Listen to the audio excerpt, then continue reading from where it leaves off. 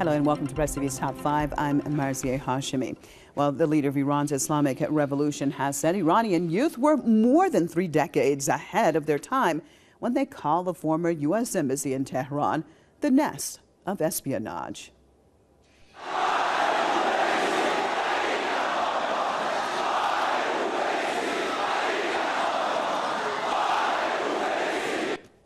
Ayatollah Sayyid Ali Khamenei was speaking to a group of school and university students on the occasion of Student Day in Iran.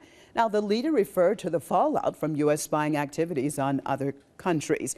He said the term is now being applied by Washington's closest allies to refer to U.S. diplomatic missions on their soil.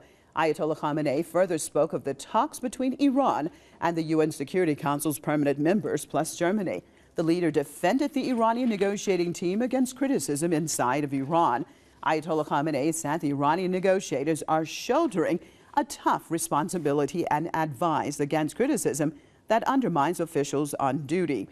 The leader, however, reiterated his skepticism of U.S. intentions, adding a smiling enemy cannot be trusted. Ayatollah Khamenei said American officials claim they are willing to negotiate with Iran, but at the same time they say all options are on the table. مذاکره‌ای که امروز انجام می‌گیرد با 6 کشور که آمریکا هم جزو این 6 کشور است، این مذاکره فقط در مورد مسائل هسته‌ای است ولا غیر.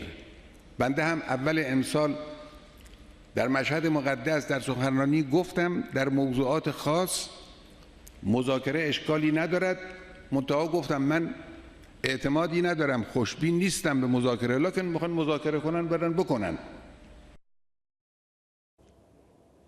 Well, let's switch over to Washington. We're joined by Dr. Randy Schwartz of Banco. Thank you so much for being with us, Dr. Schwartz. Now, the leader of the Islamic revolution has addressed the nation and others today, talking about basically that the Iranian students of more than 30 years ago were actually quite insightful when they call the American embassy, former American embassy inside of Iran, the den of espionage, as we can see today. Your take on what the leader has said?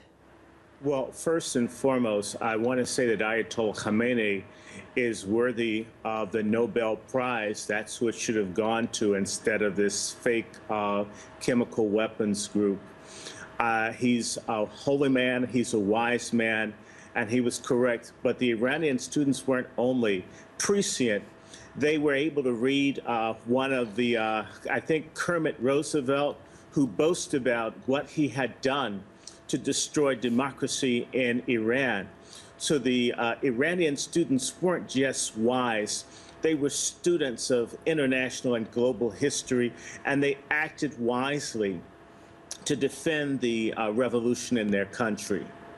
Dr. Schwartz, now that Iran is actually involved in talks with the P5+1, and Ayatollah Khamenei addressed that issue also, basically saying that the talks are being allowed, but he's not very hopeful, basically, at an enemy that smiles on the one hand, but on the other hand says that all options are on the table. Should Iranians be optimistic about these talks in your take, your perspective? Ayatollah Khamenei and his predecessor Khomeini were very wise and shrewd men, not only holy men, but men who study more than just the Quran. I'm cynical. I respect and support what has been said. Secretary of War Chuck Hagel just spoke before the ADL. And essentially what I experienced in 2005, where Howard Dean, the former governor of Vermont, called for the nuclear bombing of Iran in 2005 in front of AIPAC. I witnessed that with my own eyes.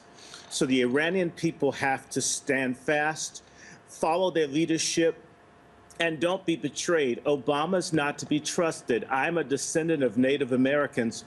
They were exterminated largely after hundreds of treaties were signed. If people understand American history and understand African Americans, which I am also one, the whole surveillance and the violation of treaties and covenants and agreements and laws is part and parcel of the Anglo-American hegemonic system of racism and imperialism. And the Iranian people have already been through this. They've lost over 1 million lives due to Anglo-American intransigence against them going back to the 1940s. The answer should be never again in Iran. Dr. Randy Shore, thank you. A pleasure as always out of Washington from Bunko.